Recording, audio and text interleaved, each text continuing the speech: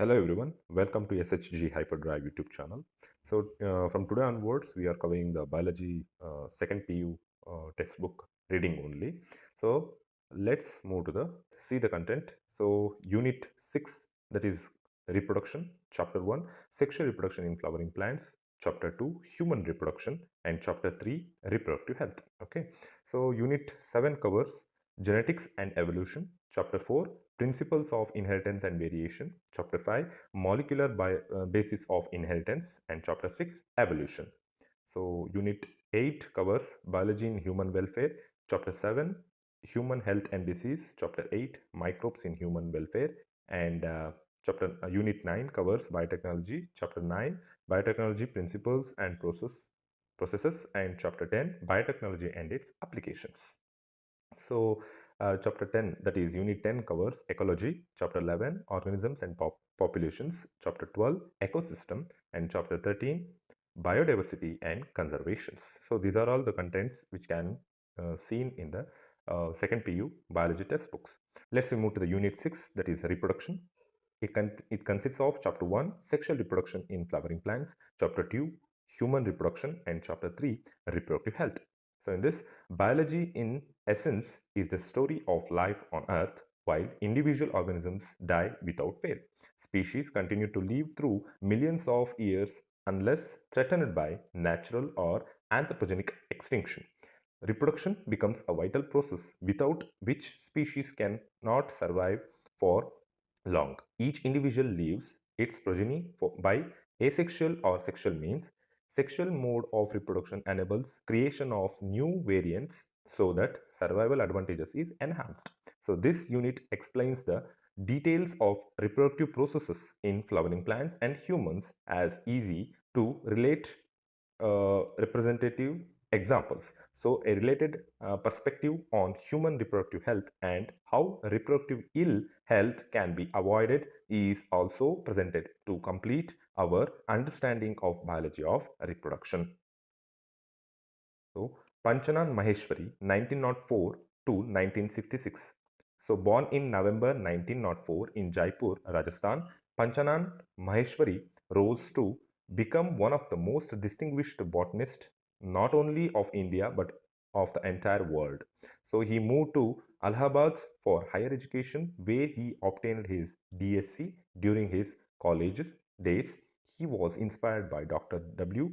Dudgeon on an American missionary teacher. So to develop interest in botany and especially morphology, his teachers once expressed that if his student progresses ahead of him, it will give him a great satisfaction. So these words encouraged Panchanan to inquire what he could do for his teacher in return. So he worked on embryological aspects and popularized the use of embryological characters in taxonomy. He established the Department of Botany, University of Delhi, as an important center of research in embryology and tissue culture. So he also emphasized that the need for initiation of work on artificial culture of immature embryos. So these days, tissue cultures has become a landmark in science. His work on test tube fertilization and intra-ovarian pollination won worldwide acclaim. So he was honored with fellowship of Royal Society of London, FRS, Indian National Science Academy, and several other institutions of excellence.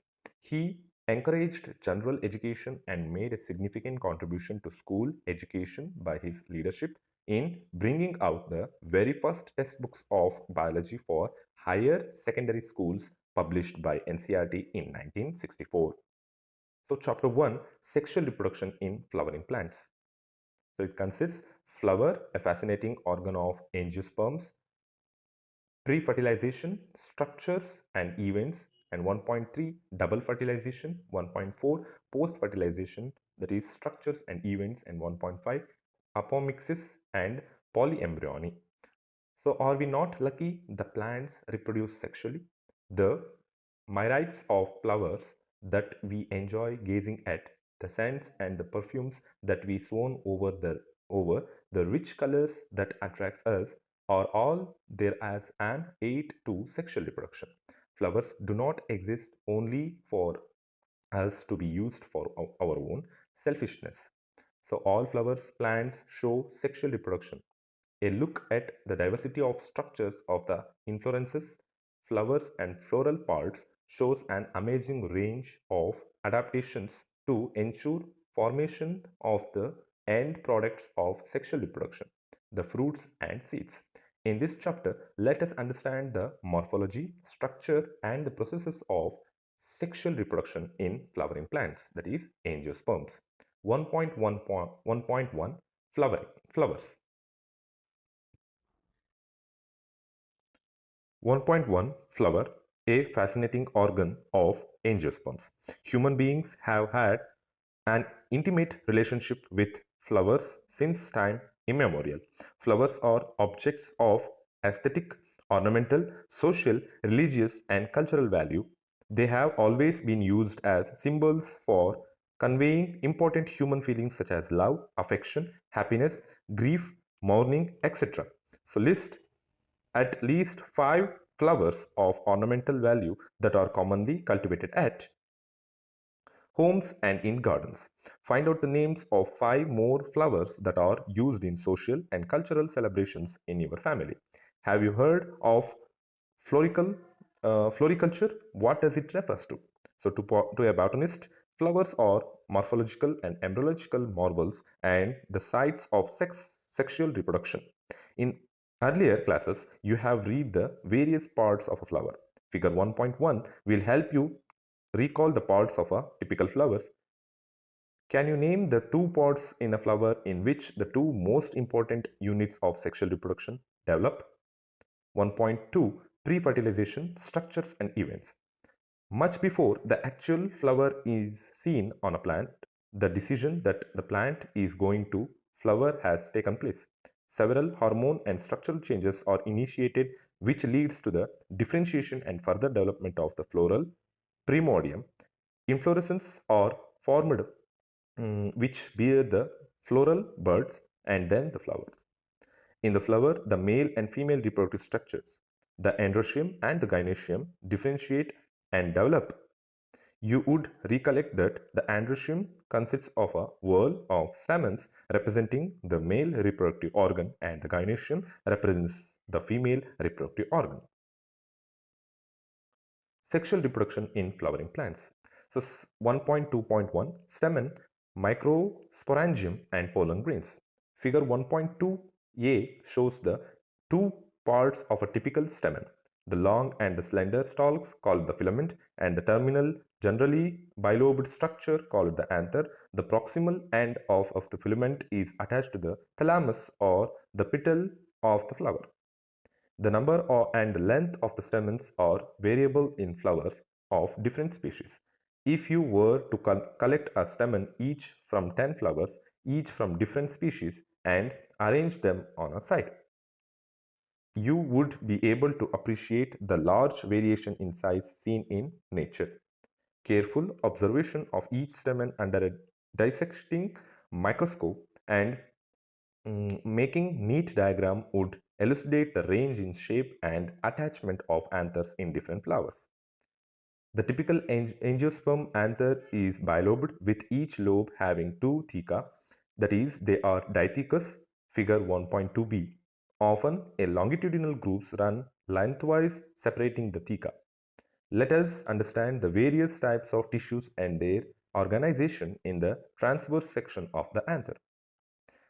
Figure 1.3a. The bilobed nature of an anther is very distinct in the transverse section of the anther. The anther is a 4-sided tetragonal structure consisting of 4 microsporangia located at the corners, 2 in each lobe. The microsporangia develop further and become pollen sacs. They extended longitudinally all through the length of an anther and are packed with pollen grains. Figure 1.2. A typical stamen. B 3-dimensional cut section of an anther. Structure of microsporangium. In a transverse section, a typical microsporangium appears near circular in outline. It is generally surrounded by 4 wall layer, figure 1.3b, the epidermis, androecium, middle layers and the tapetum. The outer 3 wall layers perform the function of protection and help in dehiscence of anther to release the pollen. The innermost wall layer is the tapetum. It nourishes the developing pollen grains. Cells of the tapetum possesses dense cytoplasm and generally have more than one nucleus. Can you think of how tapetal cells could become binucleate? When the anther is young, a group of compactly arranged homogeneous cells called the sporogenous tissues occupy the center of each microsporangium. Microsporogenesis. As the anther develops, the cells of the sporogenous tissues undergo meiotic divisions to form microspores, tetrads. What would be the polyoid? What would be the ploidy of the cells of the tetrad? Figure 1.3, a transverse section of young anther. B, enlarged view of microsporangium showing wall layers, a mature dehisced anthers. As each cell of the sporogenous tissues is capable of giving rise to microspore tetrad, each one is a potential pollen or microspore mother cell. The process of formation of microspores from a pollen mother cell PMC through meiosis is called microsporogenesis. The microspores, as they are formed, are arranged in a cluster of 4 cells. The microspore tetrad, figure 1.3a. As the anther matures and dehydrate, the microspores dissociate from each other and develop into pollen grains. Figure 1.3b. Inside each microsporangium, several thousands of microspores of pollen grains are formed that are released with the dehiscence of anther or dehiscence of anther. Figure 1.3a. Figure 1.3c. Pollen grain. The pollen grains represent the male genotypes, gametophytes. If you touch the opened anthers of hibiscus or any other flowers, you would find deposition of yellowish powdery pollen grains on your fingers. So sprinkle these grains on a drop of water taken on a glass slide and observe under a microscope. You will really be amazed at a variety of architecture, sizes, shapes, colors, designs seen on the pollen grains from different species. Figure 1.4. So figure 1.4, scanning electron micrographs of a few pollen grains. Pollen grains are generally spherical, measuring about 25 to 50 micrometers in diameter. It has a prominent 2-layered wall. The hard outer layer called the XII is made up of a sporopollen, which is one of the most resistant organic material now. It can withstand high temperatures and strong acids and alkali. No enzymes that degrades sporopollen is so far known. Pollen grains XII has prominent apparatus called germ pores, where sporopollen is absent. Pollen grains are well preserved as fossils because of the presence of sporopollen. The XII exhibits a fascinating array of patterns and designs. Why do you think the XII should be hard? What is the function of germ pore? The inner wall of the pollen grain is called the intine. It is thin and continuous layer made up of cellulose and pectin. The cytoplasm of pollen grain is surrounded by a plasma membrane. When the pollen grain is mature, it contains 2 cells, the vegetative cells and the generative cells. Figure 1.5b. The vegetative cell is bigger, has abundant food reserve and a large irregular shaped nucleus. The generative cell is small and floats in the cytoplasm of the vegetative cell. It is spindle shaped and dense cytoplasm and a nucleus. In over 60% of angiosperms, pollen grains are shed at this 2-celled stage. In the remaining species, the generative cell divides mitotically to give rise to the 2 male gametes before pollen grains are shed. 3-celled stage. Figure 5.1.5, a enlarged view of pollen grains tetrad B. Stages of microspores maturing into a pollen grain. Pollen grains of many species cause severe allergies and bronchial afflictions in some people, often leading to chronic respiratory disorders, asthma, bronchitis, etc. It may be mentioned that Parathenium or carrot grasses that came into India as a containment with important wheat has become ubiquitous in occurrence and causes pollen allergy. Pollen grains are rich in nutrients. It has become a fashion in recent years to use pollen tablets as food supplements. In Western countries, a large number of pollen products in the form of tablets and syrups are available in the market. Pollen consumption has been claimed to increase the performance of athletes and racehorses. Pollen products. When once they are shed, pollen grains have to land on the stigma before they lose viability if they have to bring about fertilization. How long do you think the pollen grain retain viability? The period for which pollen grain remain viable is highly variable and to some extent depends on the prevailing temperature and humidity. In some cereals, such as rice and wheat, pollen grains lose viability within 30 minutes of their release, and in some members of Rosaceae, Leguminosae, and Solanaceae, they maintain viability for months. You may have heard of storing stamens, sperms of many animals, including humans, for artificial insemination. It is possible to store pollen grains of a large number of species for years in liquid nitrogen, minus 196 degrees Celsius. Such stored pollen can be used as pollen banks, similar to seed banks in crop breeding programs. 1.2.2 The pistil, megasporangium, ovule, and embryo sac. The gynoecium represents the female reproductive parts of the flower. The gynoecium may consist of single pistil, monocapillary, or many have more than one pistil, multicapillary. When there are more than one, the pistils may be fused together, syncarpus.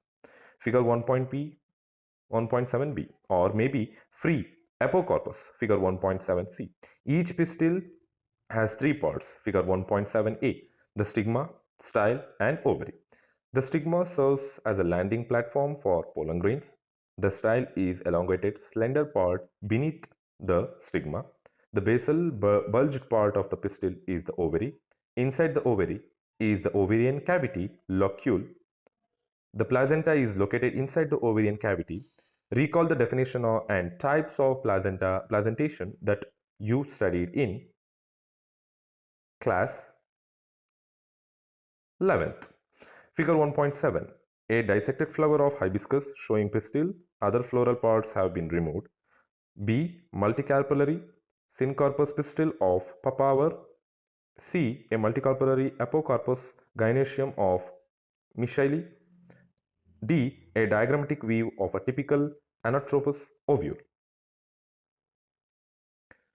Arising from the placenta and the megasporangia, commonly called ovules. The number of ovules is an ovary. In an ovary may be one, wheat, paddy, mango, too many, papaya, watermelon, orchids. The megasporangium ovule.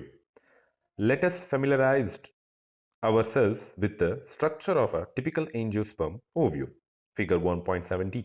The ovule is a small structure attached to the placenta by means of a stall called funicle. The body of the ovule fuses with funicle in the region called hilum.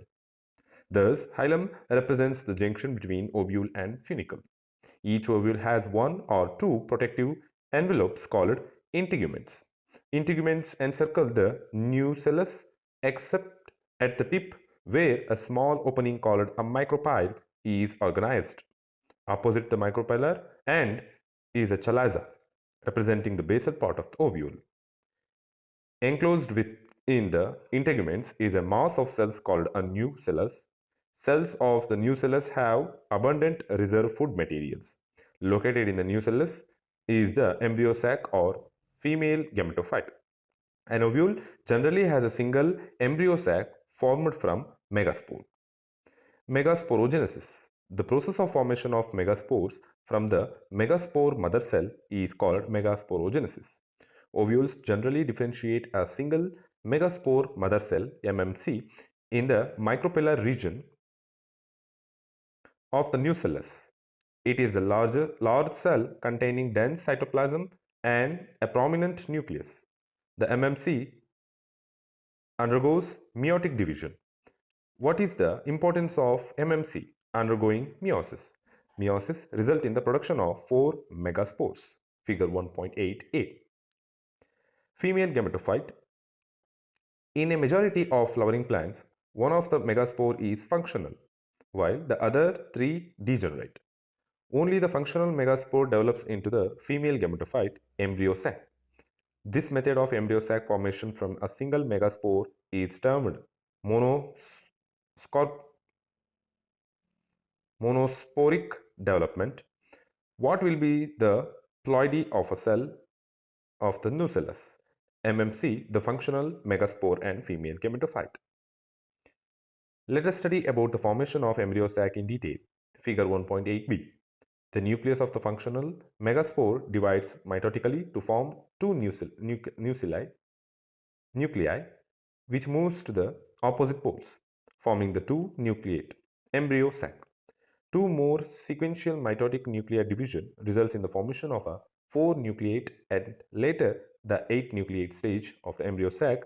It is the interest to note that these mitotic divisions are strictly free nuclear, that is, nuclear divisions are not followed immediately by cell wall formation. After the 8 nucleate stage, cell walls are laid down, leading to the organization of the typical female gametophyte or embryo sac. Observe the distribution of cell inside the embryo sac, figure 1.8 BC. 6 of the 8 nuclei are surrounded by cell walls and organized into cells. The remaining 2 nuclei, called polar nuclei, are situated below the egg apparatus, is the largest central cell. There is a characteristic distribution of the cell within the embryo sac. 3 cells are grouped together at the micropellar end and constitute the egg apparatus. The egg apparatus in turn consists of 2 synergids and 1 egg cell. The synergids have special cellular thickening at the micropellar tip called filiform apparatus, which play an important role in guiding the pollen tubes into the synergid. 3 cells are at the chalazal end and are called antipodals. The large central cell, as mentioned earlier, has 2 polar nuclei. Thus, a typical angiosperm embryo sac at maturity through 8 nucleate in 7 celled. 1.2.3 Pollination. In the preceding sections, you have learned about that the male and female gametes in flowering plants are produced in the pollen grain and embryo sac, respectively. As both type of gametes are non-motile, they have to be brought together for fertilization to occur. How is this achieved? Pollination is the mechanism to achieve this objective: transfer of pollen grains shed from the anther to the stigma of the pistil, termed pollination. Flowering plants have evolved an amazing array of adaptations to achieve pollination. They make use of external agents to achieve pollination. Can you list the possible external agents? Kinds of pollination. Depending on the source of pollen, pollination can be divided into 3 types. 1. Autogamy. In this type, pollination is achieved within the same flower. Transfer of pollen grains from anther to stigma of the same flower, figure 1.9a. In a normal flower which opens and exposes the anthers and stigma, complete autogamy is rather rare. Autogamy in such flowers requires synchrony in pollen release and stigma respectively, and also the anthers and the stigma should lie close to each other so that self-pollination occur.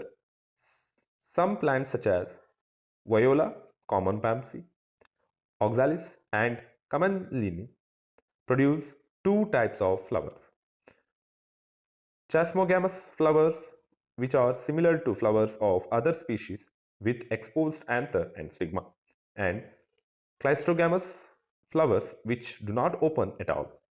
Figure 1.9c. In such flowers, the anthers and the stigma lie close to each other. When anthers dehisce in the flower's buds, pollen grains come in contact with the stigma to affect pollination. Thus, cleistogamous flowers are invariably autogamous as there is no chance of cross-pollination landing on the stigma. Cleistogamous flowers produce assured seed set even in the absence of pollinators. Do you think that cleistogamy is advantageous or disadvantageous to the plant? Why? And the two, gytogamy. So transfer of pollen grains from the anther to the stigma of another flower of the same plant.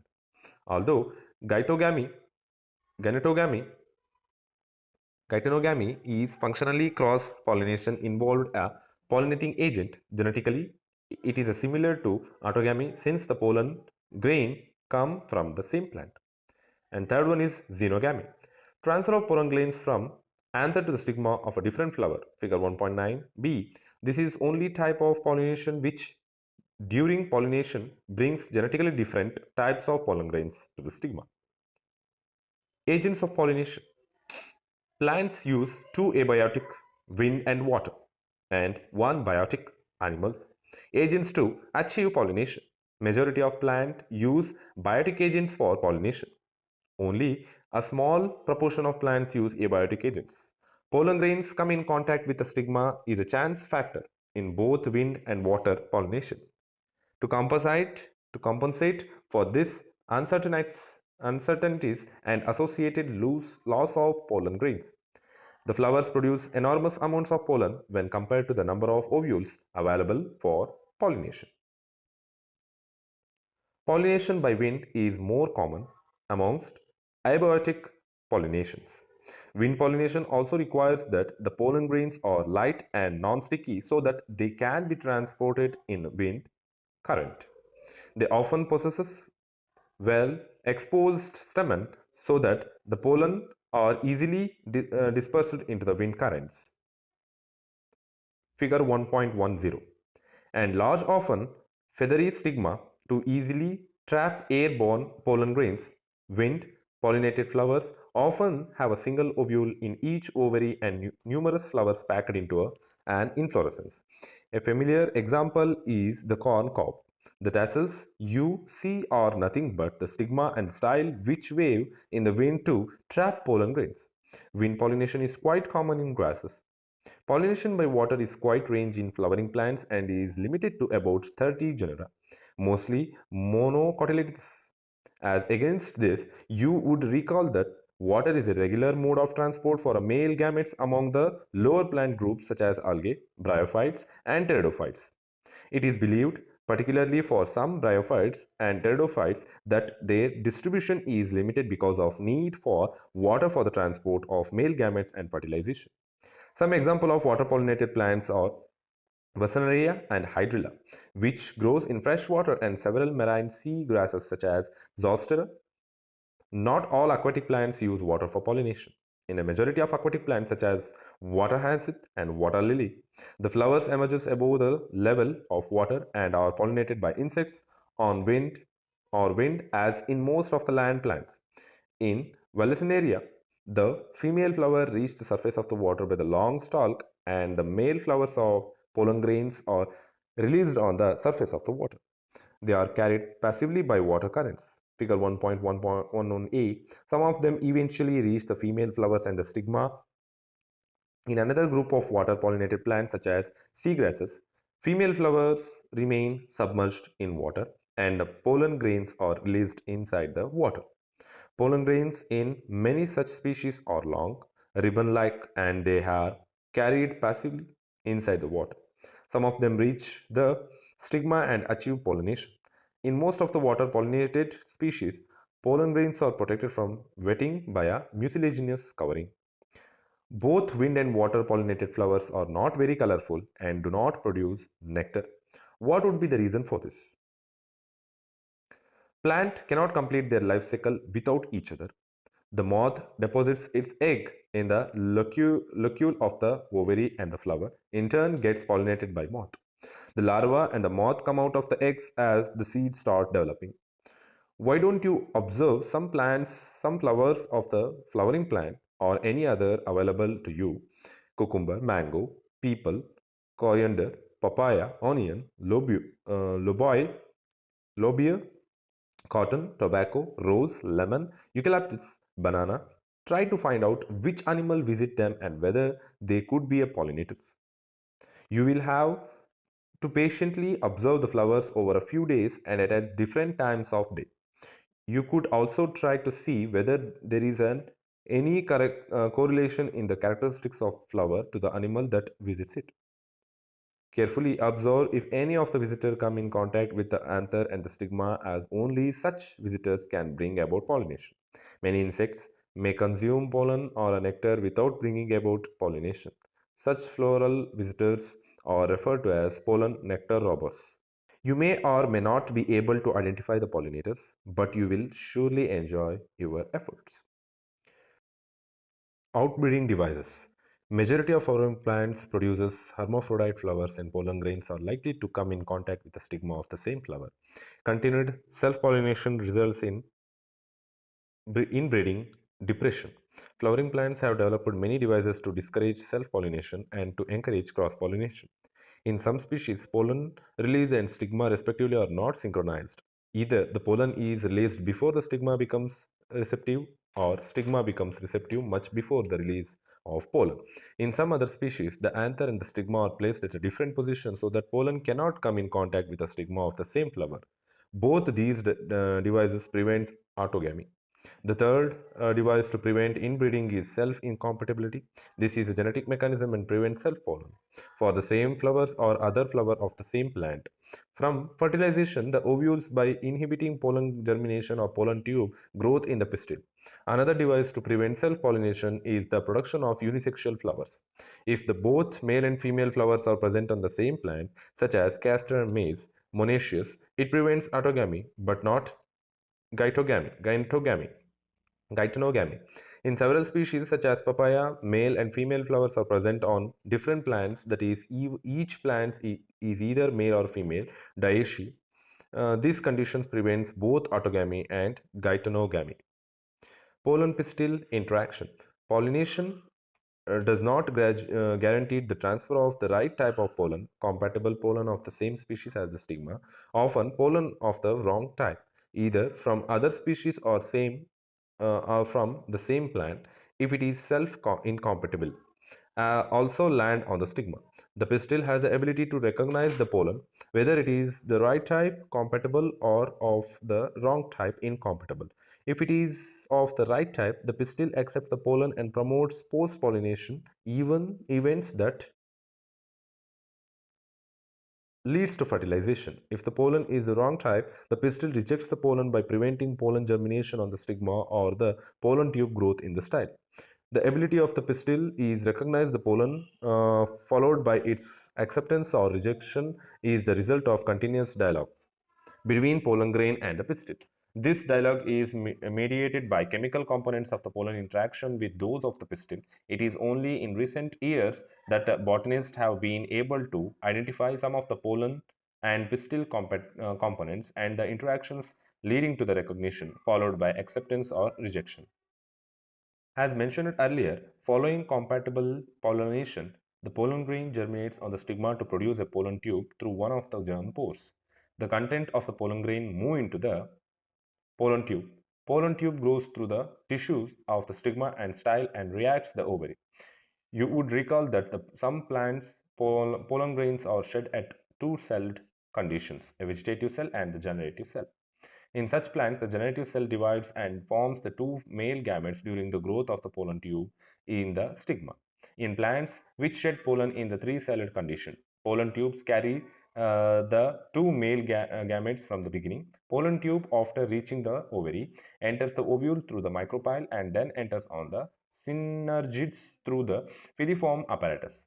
Figure 1.1.12 DE. Many recent studies have shown that filiform apparatus present at the micropylar part of the synergids guides the entry of the pollen tube.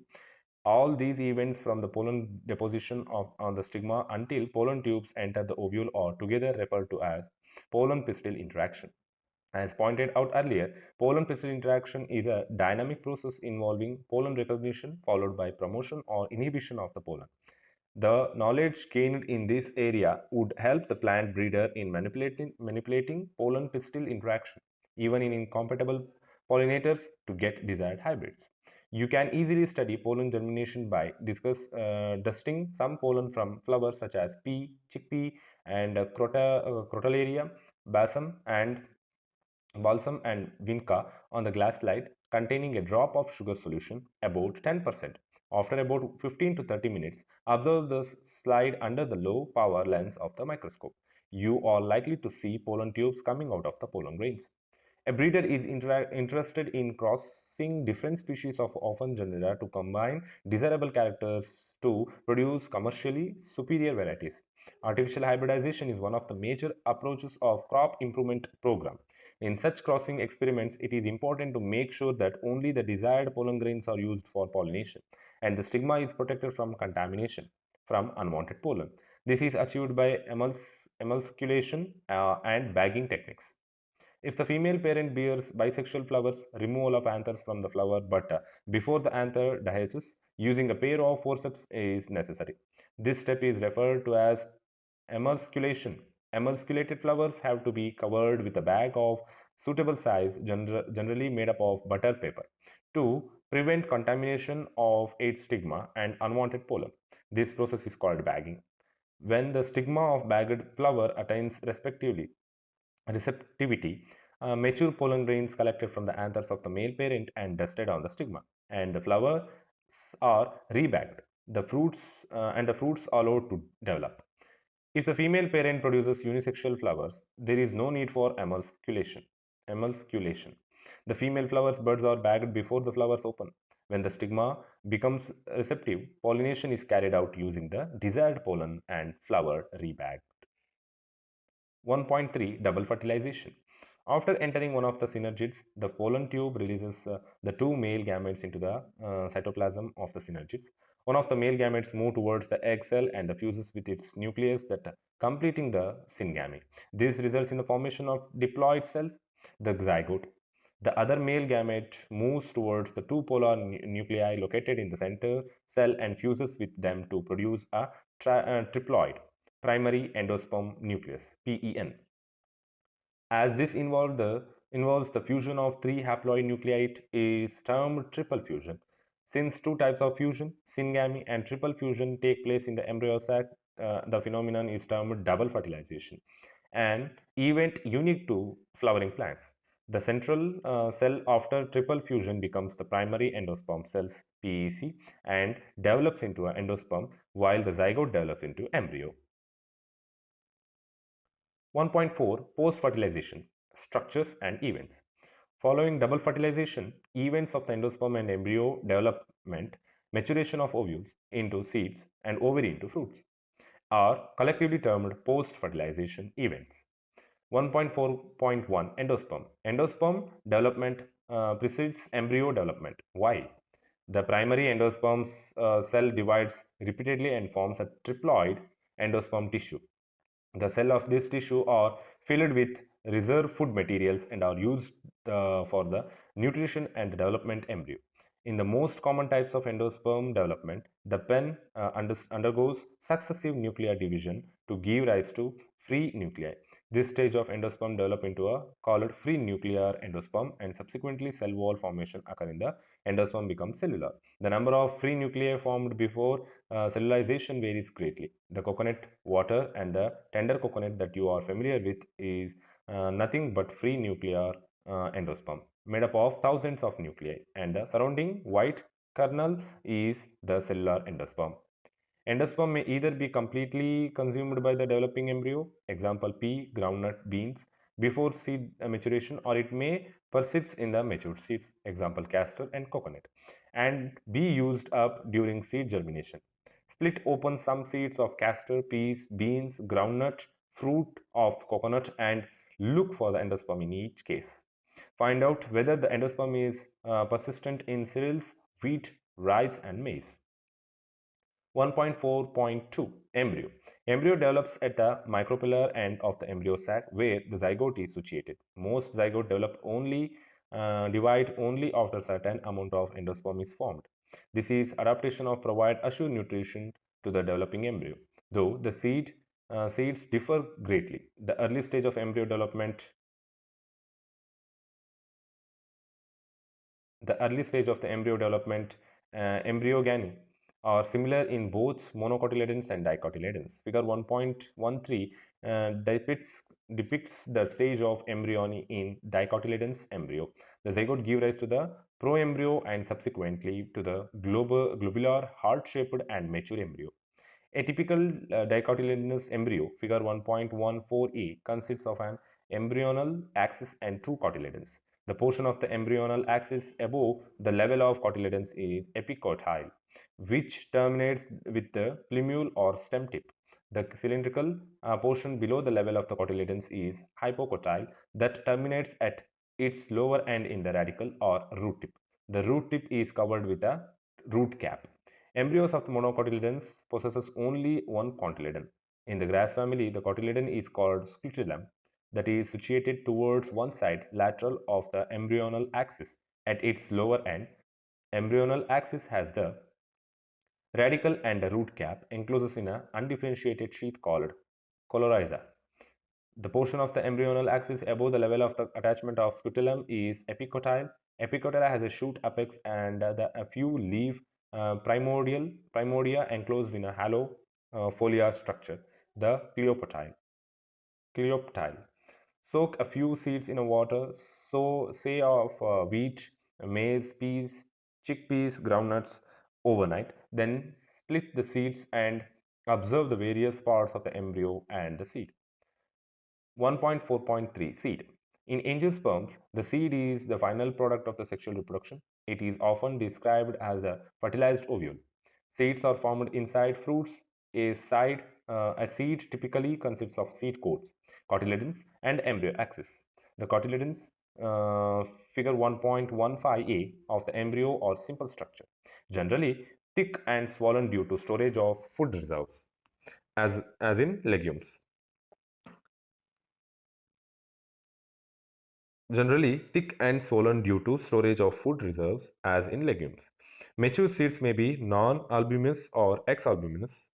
Non-albuminous seeds have no residual endosperm as it completely consumed during embryo development. Example, pea groundnut. Albuminous seeds retain a part of endosperms as it not completely used up during embryo development. Example, wheat, maize, barley, castor. Occasionally, in some seeds such as black pepper and beet, remnants of nucellus are also persistent. This residual persistent nucellus is the perisperm. Integuments of ovule harden or as stuff protective seeds coats, figure 1.15a. The micropyle remains as a small pore in the seed coat. This facilitates entry of oxygen and water into the seeds during germination. As the seed matures, its water content is reduced and seed becomes relatively dry, 10 to 15% moisture by mass. The general metabolic activity of the embryo slows down. The embryo may enter a stage of inactivity called dormancy, or if favorable conditions are available, advocate moisture, oxygen, and suitable temperature, they germinate. As ovules mature into seeds, the ovary develops into fruit. That is, the transformation of ovules into seeds and ovary into fruit proceeds simultaneously. The wall of the ovary develops into wall of fruit called pericarp. The fruits may be fleshy or as a guava, orange, mango, etc., or may be dry as a groundnut and mustard, etc. Many fruits have evolved mechanism for dispersal of seed. Recall the classification of fruits and their dispersal mechanism that you may studied in an earlier class. Is there any relationship between number of ovules in an ovary and the number of seeds present in a fruit? In most plants, by the time of fruit develops from the ovary, other floral parts degenerate and fall off. However, in a few species such as apple, strawberry, cashew, etc., the thalamus also contributes to the fruit formation. Such fruits are called false fruit, figure 1.15b. Most fruits, however, develop only from the ovary and are called true fruits. Although in most of the species, fruits are result in the fertilization. These are all few species in which fruits develop without fertilization. Such fruits are called parthenocarpic fruits. Banana is one of such.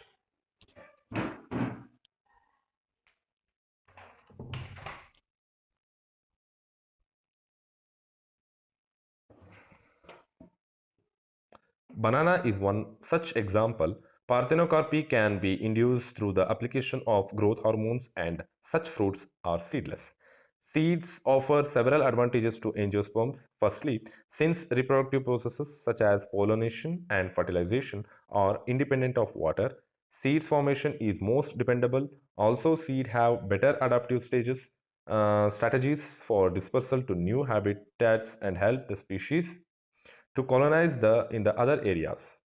As they have sufficient food reservoir, young seedlings are nourished until they are capable of photosynthesis on their own. The hard seed coat provides protection to the young embryo being produced products of sexual reproduction. They generate new genetic combinations leading to variations. Seed is the basis of our agriculture. Dehydration and dormancy of mature seeds are crucial for storage of seeds which can be used as food throughout the year and also to raise crops in next season. Can you imagine agriculture in the absence of seeds or in the presence of seeds which germinate straight away soon after formation of and cannot be stored? How long do the seeds remain alive after they are dispersed? This period again varies greatly. In a few species, the seeds lose viability within a few months. Seeds of the large number of species live for several years. Some seeds can remain alive for hundreds of years. There are several records of very old yet viable seeds. The oldest is that of the Lupinus arcticus, excavated from Arctic tundra.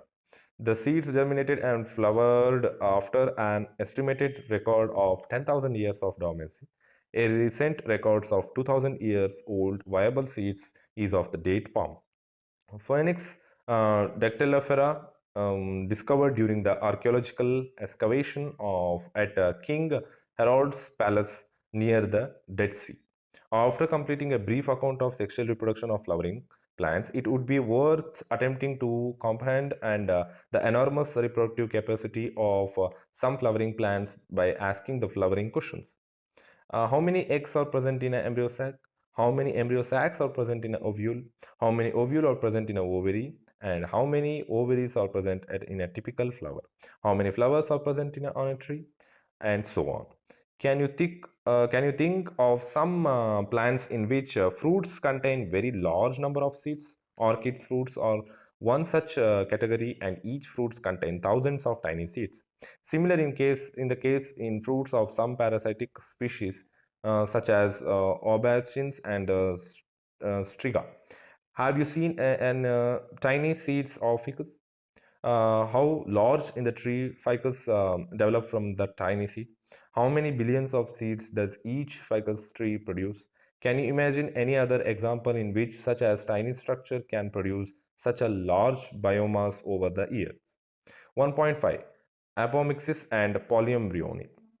Although seeds in general are the products of fertilization, a few flowering plants such as some species of Asteraceae and grasses have evolved a special mechanism to produce seeds without fertilization called apomixis. What is fruit production without fertilization called? Thus, apophysis is the form of asexual reproduction that mimics sexual reproduction.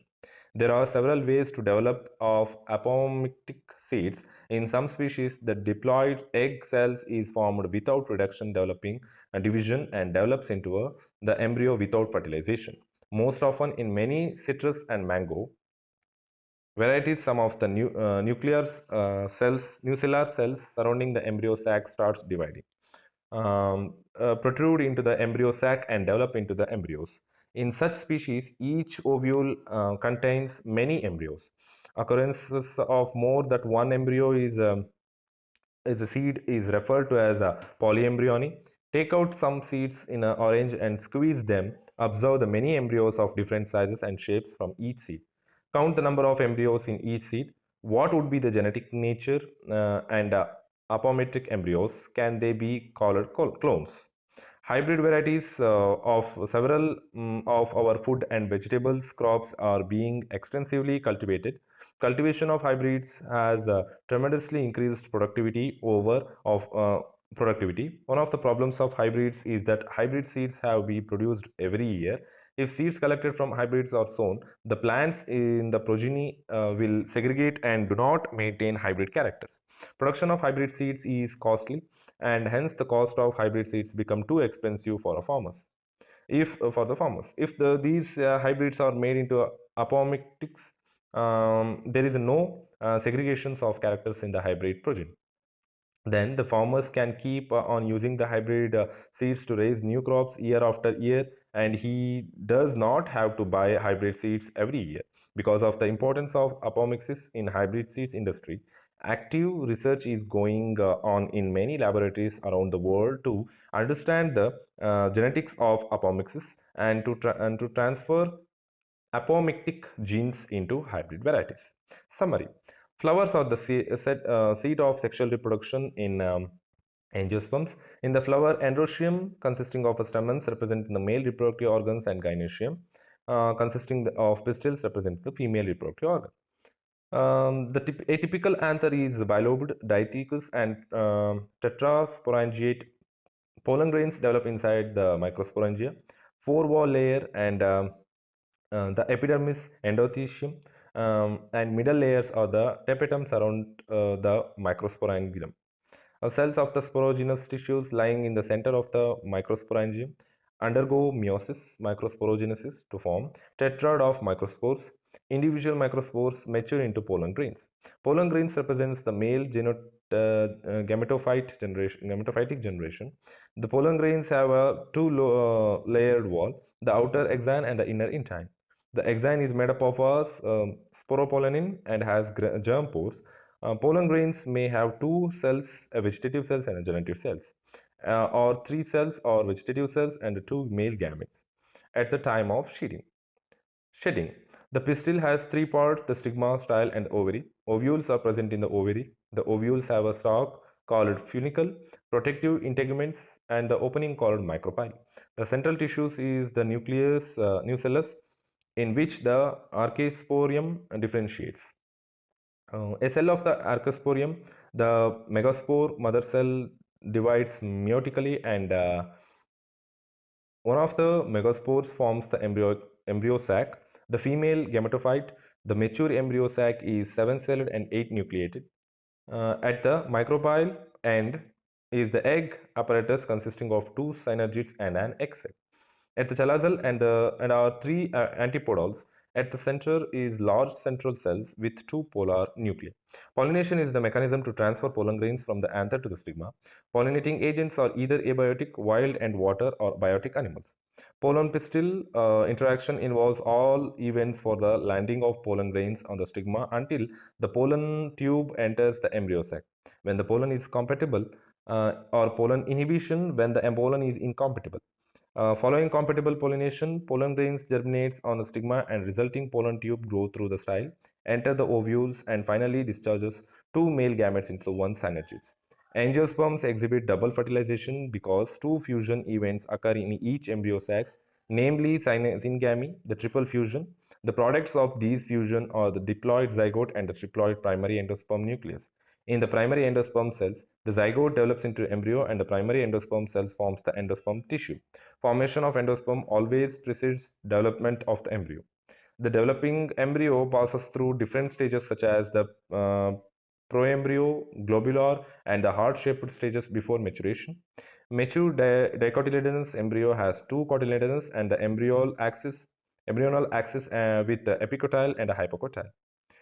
Embryos of monocotyledons have a single cotyledon. After fertilization, ovary develops into fruits, ovules develop into seeds. A phenomena called apomixis is found in some angiosperms, particularly in grasses. It results in the formation of seeds without fertilization. Apomixis have several advantages in horticulture and agriculture. Some angiosperms produces more than one embryo in their seed. This phenomena is called polyembryony. The chapter is completed. Thank you. ನೀವೇನಾದ್ರು ನಮ್ಮ ಚಾನಲ್ನ subscribe ಮಾಡ್ಕೊಂಡು ದಯವಿಟ್ಟು subscribe ಮಾಡ್ಕೊಳ್ಳಿ. Next ವೀಡಿಯೋನ ತಪ್ಪದೆ ನೋಡಿ. ಅಲ್ಲಿವರೆಗೂ stay tuned. Thank you so much.